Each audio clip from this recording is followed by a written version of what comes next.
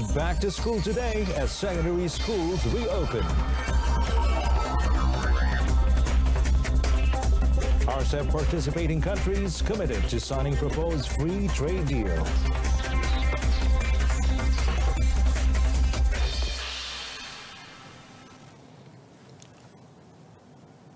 Good afternoon, I'm Amin Carlos and you're watching news and updates at noon. Well, after 3 months of being stranded at home due to the COVID-19 pandemic, many students are experiencing mixed feelings to finally returning to school. Now, secondary schools across the country finally opened their doors today for students sitting for public examinations after almost 3 months of closure due to the COVID-19. Well, on 10th June, Education Minister Dr. Mohammad Radzi Jidin announced that all schools in the country will be reopened today for Form 5 and 6 students who would be sitting for public examinations and equivalent international examinations. Now, these students will be sitting for their 2020 Sijil Pelajaran Malaysia or SPM, Sijil Vocational Malaysia SVM, Sijil Tinggi Persekolahan Malaysia SCPM, Sijil Tinggi Agama Malaysia or STAM and equivalent examinations. The Education Ministry has also decided not to postpone the reopening of all public and private preschools and kindergartens, which is scheduled for 1st July. Prime Minister Tan Sri Muhyiddin Yassin, accompanied by Dr. Mohammad Radzi this morning, took some time to visit SMK Dato Lokman in Kampung Pandan in the nation's capital. Among the school reopening SOPs are daily temperature checks for students, teachers and school visitors, with those having a body temperature above 37.5 degrees Celsius or symptomatic will not be allowed to enter the school premises, and no outdoor sports and face-to-face co-curricular activities until further notice. Dr. Mohammad Radzi, after making spot checks on several schools yesterday, said he was satisfied with the preparations made by all quarters for the reopening of schools. In accordance with the reopening of schools involving Form 5 and 6 students today, the Education Ministry or MOE has amended the 2020 school calendar to assist schools in planning their teaching and learning sessions. The MOE in a statement yesterday said with the amendment, school holidays for the second and final terms would be reduced. While the statement said the second term school holidays will be reduced from 9 days to 5 days for all schools nationwide. Meanwhile, the final term holidays for schools in Group A, that's Johor, Kedah, Kelantan and Terengganu, has been reduced from 42 days to 14 days, while for Group B, like Melaka, Negeri Sembilan, Pahang, Perak, Perlis, Pulau Pinang, Sabah, Sarawak, Selangor, Kuala Lumpur, Labuan and Putrajaya, reduced from 41 days to 13 days. Therefore, based on the amendment of the 2020 school calendar, the total school days for this year is 168 days for all schools. According to the MOE, the total number of days spent on home learning during the Movement Control Order, the MCO, Conditional MCO, and the Recovery MCO period was 56 days for schools in Group A and 55 days for Group B. The statement noted that this number is only applicable to Form 5 and 6 students, while for the others, it will depend on when they will be returning to school.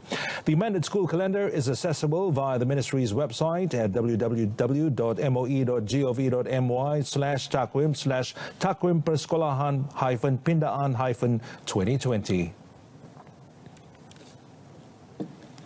Well, collaboration in tackling current and post-COVID-19 challenges, as well as the role played by ASEAN, were among the topics discussed by Prime Minister Tan Sri Muhyiddin Yassin and his Vietnam counterpart Nguyen Xuan Phuc yesterday. Now, Tan Sri Muhyiddin said this through his Facebook posting that he received a telephone call from the Vietnamese Prime Minister, who is also the 2020 ASEAN chairman, to share experiences and approaches regarding steps both nations should take to curb the pandemic. Now, the Premier also noted that both he and his counterpart also agreed that both countries needed to enhance cooperation in the health sector, especially in the production of vaccines and medicines for COVID-19. Well, he said Malaysia also appreciates the support Vietnam has provided in sending back 256 Malaysians since 26 March and added that Malaysia had also helped send back 276 Vietnam nationals on 10th of May. Apart from that, Tan Sri Muhyiddin also expressed Malaysia's full support for for Vietnam as ASEAN chairman, as well as confidence that Nguyen Xuan Phuc could play a proactive role in leading ASEAN's response towards the prevention of the COVID-19 pandemic. In addition to enhancing bilateral relations, both countries also committed to expanding areas of cooperation covering economy, trade, culture and education for mutual benefit. The Premier further urged Nguyen Xuan Phuc as the 2020 ASEAN chairman to play a bigger role in helping Myanmar address the Rohingya refugee issue, which has also affected Malaysia. Well, 3 Royal Malaysian Navy or TLDM personnel from the Naval Region 2 or Mawila Dua headquarters in Sandakan were killed, while another was injured in a crash at Jalan Ranau, Kota Kinabalu near Ranau yesterday afternoon. Now, Sabah Traffic Investigation and Enforcement Department Chief Superintendent Muhammad Zamzuri Muhammad Isa, when contacted, said all the personnel involved in the crash were heading from the Sandakan TLDM base to the Kota Kinabalu TLDM base in Teluk Sepanggar to carry out their official duties. Well, Ranau Fire and Rescue Department Chief Ridwan Muhammad Taib said an emergency call was received at 1:03 p.m. And upon arriving at the scene, firemen and rescue personnel found the accident involved a TLDM lorry which had skidded. The injured personnel were sent to Ranau Hospital, while the bodies of the other 3 victims were handed over to the police for further action. And according to a statement from Mawila Dua, the deceased were identified as leading seaman Mazlim Abdul Rahim, who is from Semporna, able seaman Muhammad Firdaus Mat Izan from Kluang Johor, and able seaman Muhammad Arif Idris from Malacca, and the injured victim as ordinary seaman Vincent M. Orel.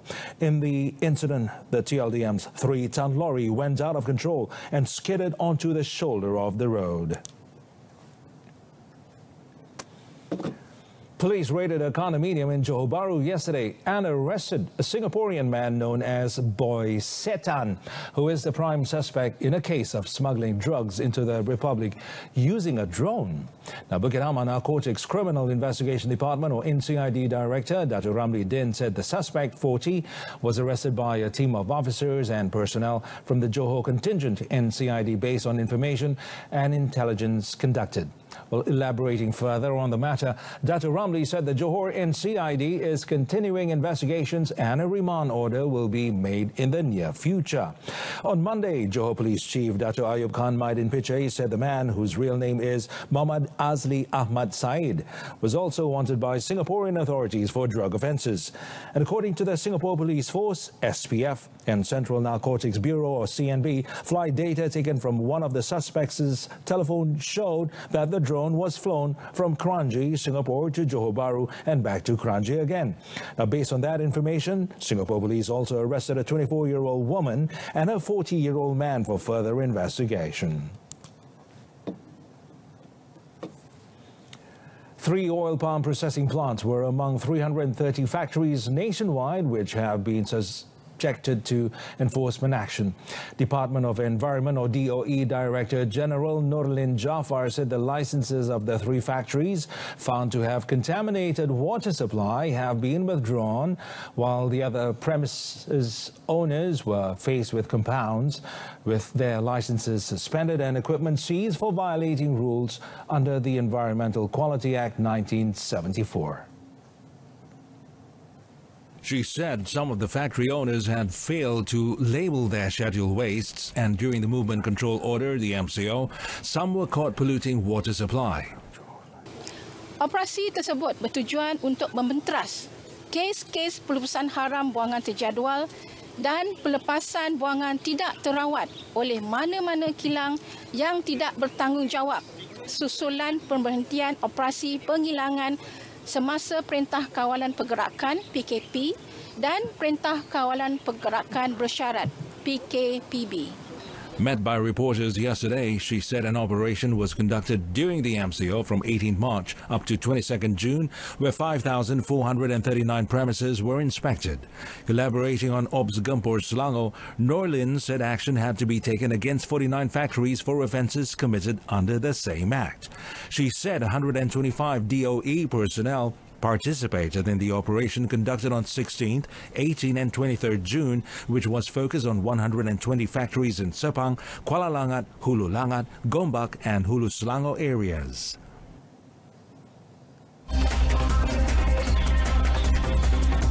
Number of Johor flood evacuees rises to 798.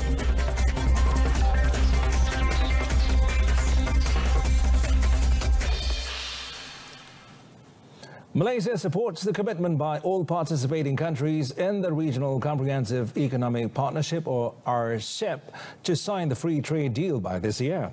The Ministry of International Trade and Industry for MITI yesterday said the agreement would enhance regional economic integration, promote the flow of investments, and minimize disruption to the global supply chains. It said the signing would demonstrate to the world that ASEAN and its Free Trade Agreement, or FTA partners' collective endeavor in realizing these objectives. Once concluded and signed, the RCEP will be the largest FTA in the world, covering nearly half of the world's population, while contributing 1/3 of the world's gross domestic product. MITI Minister Dato Sri Muhammad Azmin Ali, who led Malaysia's delegation in the RCEP's virtual 10th intersessional ministerial meeting yesterday, said the conclusion of RCEP negotiations was timely, considering the impact of the COVID-19 pandemic, particularly the unintended economic consequences of policy measures to counter the outbreak across the RCEP region. Perjanjian FTA RCEP ini agak unik kerana ianya dipimpin oleh ASEAN dan merangkumi negara-negara yang berada pada tahap pembangunan ekonomi yang berbeza. Ini penting kerana dalam usaha kita memuktamadkan perjanjian RCEP ini, kita mengambil kira kepentingan negara-negara yang terlibat untuk menjamin keseimbangan di antara perdagangan antarabangsa dan kepentingan industri tempatan. The senior minister also highlighted the importance of diversification and the need to forge greater resilience among RCEP participating countries, or RPCs, so as to present an integrated market. RCEP is a proposed FTA in the Indo-Pacific region between ASEAN members Brunei, Cambodia, Indonesia, Laos, Malaysia, Myanmar, the Philippines, Singapore, Thailand and Vietnam, and 5 of the association's FTA partners, Australia, China, Japan, New Zealand and South Korea.